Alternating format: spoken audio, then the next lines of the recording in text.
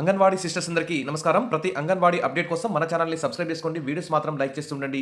ఇక వివరాలకెళ్తే తెలంగాణలో అంగన్వాడీలు అప్‌గ్రేడ్.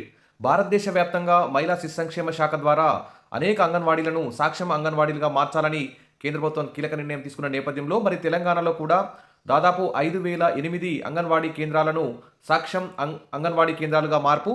తెలంగాణకు 30.04 కోట్లు కేటాయించిన కేంద్రం. మరి డిజిటల్ వసతులు, పెరటి తోటలతో కొత్త రూపు అందుకోనున్న అంగన్వాడీ కేంద్రాలను ఇక్కడ న్యూస్ అయితే చూస్తున్నాం. సరే, ఎంతసేపటికి అంగన్వాడీ టీచర్లకు, ఆయాలకి పనిభారం పెంచడమే తప్ప జీతాలు పెంచే విషయంలో మాత్రం కేంద్ర రాష్ట్ర ప్రభుత్వాలు ముందుకు రాకపోవడం అన్యాయం. మరి వీటితో పాటుగా ఈ విధంగా అంగన్వాడీలు అప్గ్రేడ్ చేస్తే చాలా సంతోషించదగ్గ విషయమే. కానీ అంగన్వాడీ టీచర్లకు, ఆయాలకు కూడా కనీస వేతనాలు అమలు చేయాల్సిన బాధ్యత కూడా మరి కేంద్ర రాష్ట్ర ప్రభుత్వాల మీద ఉందని గుర్తించాలి. అంగన్వాడీ యూనియన్లు కూడా మరి ఆ దిశగా ప్రభుత్వంతో చర్చలకు ఒప్పించి అంగన్వాడీ టీచర్లకు, ఆయాలకు కనీస వేతనం వచ్చే విధంగా సమస్యలు అయితే పరిష్కరించుకోవాలి. ఇక విషయంలోకి వెళ్తే మహిళలు, చిన్నారుల సంక్షేమం కోసం దేశవ్యాప్తంగా అంగన్వాడీ కేంద్రాలను బలోపేతం చేసే దిశగా కేంద్రం కీలక అడుగులు వేస్తోంది. మిషన్ సాక్ష్యం అంగన్వాడీ పోషణ్ అభియాన్ కింద తెలంగాణలోని 5,008 అంగన్వాడీ కేంద్రాలను ఆధునిక వసతులతో మరి సాక్ష్యం అంగన్వాడీలుగా మారుస్తున్నారు. ఇక వీటిలో అయితే సాధారణ అంగన్వాడీ కేంద్రాలకు భిన్నంగా ఈ సాక్ష్యం అంగన్వాడీ కేంద్రాల్లో మెరుగైన సౌకర్యాలు కల్పిస్తారు. ముఖ్యంగా డిజిటల్ విద్యా బోధన కోసం పిల్లల కోసం ఎల్ఈడి స్క్రీన్లు ఏర్పాటు చేస్తారు. అత్యాధునిక వాటర్ ఫిల్టర్ వ్యవస్థను ఏర్పాటు చేస్తారు. నీటి సంరక్షణ కోసం ఇంకుడు గుంతల నిర్మాణం చేస్తారు. చిన్నారులకు తాజా కూరగాయలు అందించేందుకు మరి పెరటి తోటల పెంపకం కూడా అక్కడే చేపడతారు. పిల్లల కోసం ప్రత్యేకంగా బుక్స్ కూడా సప్లై చేస్తారు. ఈ విధంగా మరి పోషకాహార లోపానికి చెక్ పెట్టాలని గర్భిణీలు, బాలింతలు, చిన్నారులకు నాణ్యమైన పోషకాహారం కూడా అందిస్తారు.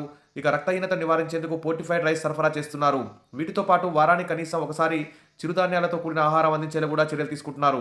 ఇక 15వ ఆర్థిక సంఘం కాలపరిమితితో దేశవ్యాప్తంగా 2 లక్షల అంగన్వాడీ కేంద్రాలను సాక్ష్యం అంగన్వాడీలుగా మార్చాలని కేంద్రం లక్ష్యంగా పెట్టుకుంది. ఇక మార్చి 31 తోటి ఈ 15వ ఆర్థిక సంఘం కాలపరిమితి ముగుస్తుంది కాబట్టి ఆ నిధులు మొత్తం కూడా వెంటనే ఉపయోగించుకోవాలి. కాబట్టి వెంటనే ఈ 30 కోట్లను అయితే వెంటనే ప్రభుత్వం అయితే విడుదల చేసింది. ఇది ఒక గుడ్ న్యూస్ అని చెప్పుకోవచ్చు. సరే, తెలంగాణలో అప్గ్రేడ్ చేయనున్న 5,008 అంగన్వాడీ కేంద్రాల వివరాలను చూస్తే జిల్లా అధికారులు ఇప్పటికే ఖరారు చేశారు. ఈ మార్పుల ద్వారా గ్రామీణ ప్రాంతాల్లోని తల్లి బిడ్డలకు మరింత మెరుగైన సౌకర్యాలు కలిగే అవకాశం ఉంది. ఇక్కడ రాష్ట్రంలో అప్గ్రేడ్ చేయనున్న అంగన్వాడీ కేంద్రాల వివరాలు చూస్తే ఇక్కడ మేడ్చల్, మల్కాజ్గిరి నుంచి 948 అంగన్వాడీ కేంద్రాలు సెలెక్ట్ చేశారు. ఇక భద్రాద్రి, కొత్తగూడెం, ఖమ్మం 509, కరీంనగర్ 365, కామారెడ్డి 226, జనగాం 278, నారాయణపేట 232, సంగారెడ్డి 298, జగిత్యాల 107, కుమ్రంభీం ఆసిఫాబాద్ జిల్లా నుంచి 105, హన్మకొండ 65, మహబూబ్నగర్ 130, మెదక్ 130 అంగన్వాడీ కేంద్రాలను సాక్ష్యం అంగన్వాడీ కేంద్రాలుగా అయితే అప్గ్రేడ్ చేస్తున్నారు. ఇక మిగిలిన జిల్లాల్లో కూడా కొన్ని ఆల్రెడీ చేశారు. ఇంకా మిగిలిన వాటిని కూడా మరి 16వ ఆర్థిక సంఘం వచ్చే ఆర్థిక సంవత్సరం చేసే అవకాశం అయింది. దశల వారీగా దేశంలో ఉన్న ప్రతి అంగన్వాడీ కేంద్రాన్ని కూడా అప్గ్రేడ్ చేసి మౌలిక వసతుల కల్పనకి కేంద్ర ప్రభుత్వం ముందడుగు వేస్తుంది. మరి అదే దిశలో అంగన్వాడీ కేంద్రాలకి ఈ సౌకర్యాలు కల్పించడమే కాకుండా అంగన్వాడీ టీచర్లకు, ఆయాలకు కనీస వేతనాలు అమలు చేయాల్సిన బాధ్యత అయితే కేంద్ర రాష్ట్ర ప్రభుత్వాల మీద ఉంది.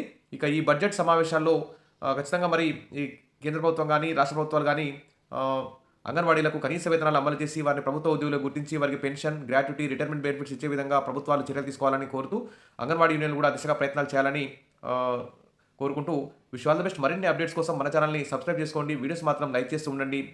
Thank you.